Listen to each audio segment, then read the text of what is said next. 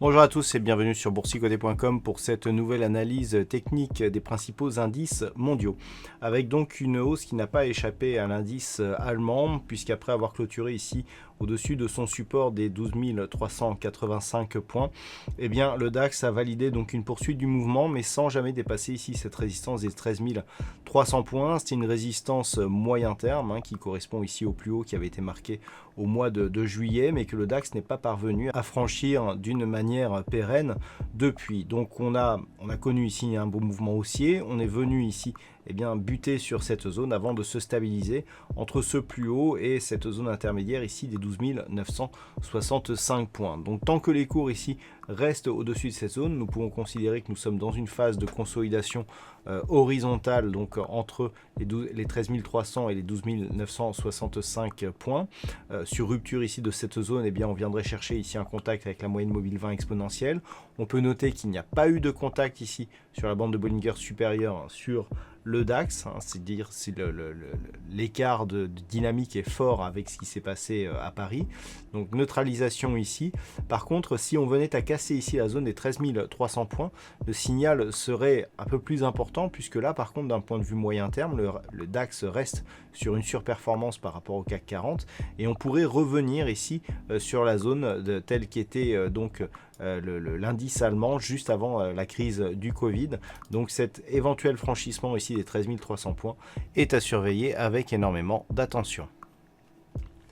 Sur l'Eurostoxx 50, nous avons là aussi un nouveau plus haut significatif, un petit peu comme ce que nous avons eu avec le CAC 40, puisque sur ici le franchissement de cette résistance des 3400 points, on est venu marquer ici un nouveau plus haut significatif, un nouveau plus haut ici à 3473,8, alors qu'auparavant nous étions ici sur 3451,2. Donc clairement on est sur une petite reprise ici haussière. Alors le signal n'est pas très puissant, puisque juste après ici ce franchissement, ce que l'on peut constater, c'est que nous avons la neutralisation qui est apparue aussi sur les autres indices européens. Donc on est ici sur une phase de neutralisation. 3400 points est un très bon repère, puisque c'était une zone de résistance moyen terme, malgré le signal que nous avons ici sur les histogrammes du MACD et le RSI qui sort de sa zone de surachat. Toutefois, tant que les cours ici restent au-dessus de cette zone, on peut considérer qu'on est sur une dynamique forte. Si ces cours venaient à casser ici à la baisse, le prochain objectif sera un retour ici sur cette moyenne mobile 20 exponentielle, avec ici une zone intermédiaire qui se situe sur ce plus haut significatif des 3300 points. Donc pour l'instant, ça reste haussier et sur une forte dynamique sur l'Eurostoxx 50. Nous passons maintenant aux indices américains avec le S&P 500 ici qui évolue donc d'un point de vue moyen terme dans un range entre 3216 points et 3588 points. Cette zone des 3588 points, c'était le point haut ici du S&P 500 au 2 septembre, zone qui n'a pas été franchie depuis. Alors, on a tout de même marqué un nouveau plus haut historique cette semaine sur le S&P 500, puisque cette zone ici, 3588, elle a été dépassée à la hausse avant de revenir ici sous la résistance. Donc, on a un nouveau plus haut significatif, mais on ne peut pas réellement parler de sortie. On voit ici que cette ombre ici ne fait que mettre un impact ici sur cette zone de résistance, mais qui n'est pas confirmé derrière. Donc on a une ouverture sur gap ici lundi, on a ce gap qui agit désormais comme une zone de support. Cette zone ici, on peut la matérialiser, voilà, elle avait déjà été résistance par rapport à cette zone de point haut. On voit ici que cette zone des 3530 points, elle a été résistance ici et depuis elle est devenue support.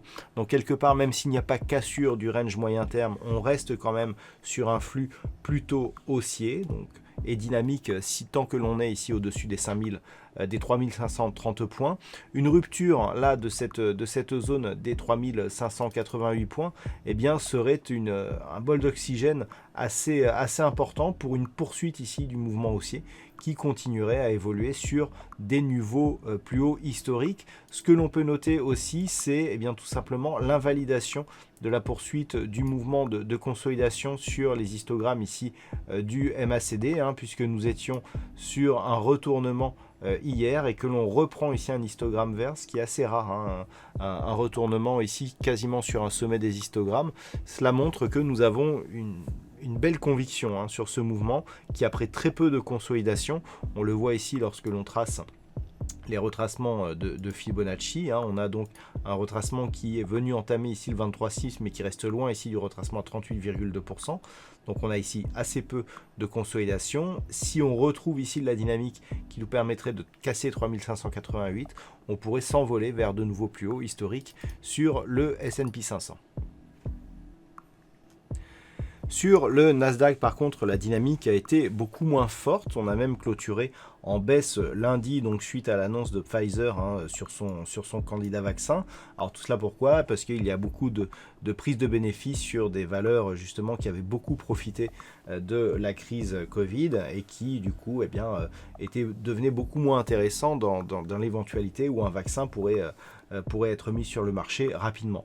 Donc on a assisté ici à un fort mouvement baissier sur le Nasdaq, mais ce mouvement baissier n'a pas permis de casser ici la moyenne mobile 20 exponentielle. Donc on est toujours sur un quasi-contact ici avec la zone avec la bande de Bollinger supérieure. Un retour ici sur cette moyenne mobile, un comblement rapide du gap et une phase de stabilisation au-dessus du gap, ça c'est une chose importante, le gap agit plutôt comme zone de support. Donc même si on n'est pas dans une grosse dynamique haussière, on reste avec une tendance prédominante sur cet horizon de temps court terme, plutôt orienté à la hausse, qui pourrait nous permettre de rallier ici cette zone des 12 420 points. Et puis enfin on termine avec le Nikkei qui a eu une évolution historique cette semaine, puisque nous avons un nouveau plus haut historique donc du Nikkei, avec ici cette zone de points hauts proche des 25 600 points. Alors lorsque l'on écarte, on était ici sur le Nikkei dans une évolution qui, depuis ici le mois de juin, avait trouvé cette zone ici de support des 21 850, puis cette zone des 23 000, on avait du mal ici à franchir cette zone des 23 600, et puis tout s'est décanté rapidement. On a commencé déjà par casser des zones significatives, donc on voit bien ici la zone des 23 590 qui a été cassée à la hausse sur gap et qui est restée support. On est tout de suite venu ici au contact de la bande de Bollinger supérieure pour connaître un petit peu la dynamique que nous avons eue cette semaine. Donc nouveau plus haut historique. Par contre, attention, sur la dernière journée, on a une petite phase d'affaiblissement, un histogramme du MACD qui est en train de se retourner avec une amplitude relativement forte. Alors, ça ne suffit pas à lui tout seul, le MACD, pour donner un signal de consolidation, mais cela nous montre déjà un affaiblissement de cette dynamique haussière. Donc, ce que l'on surveillera la semaine prochaine, c'est tout simplement un éventuel retour ici sur cette zone de support proche des 24 400 points. La moyenne mobile 20 exponentielle devrait évoluer ici vers cette zone. Si on persiste à évoluer d'une manière baissière sous ces niveaux, on en est relativement éloigné. Là, on aura un signal de consolidation qui sera plus marqué.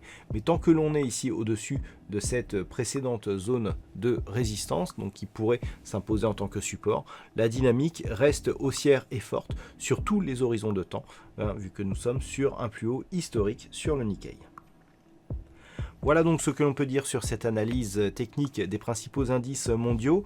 Passez un bon week-end, on se retrouve dès la semaine prochaine pour d'autres analyses techniques, toujours sur le site boursicoté.com.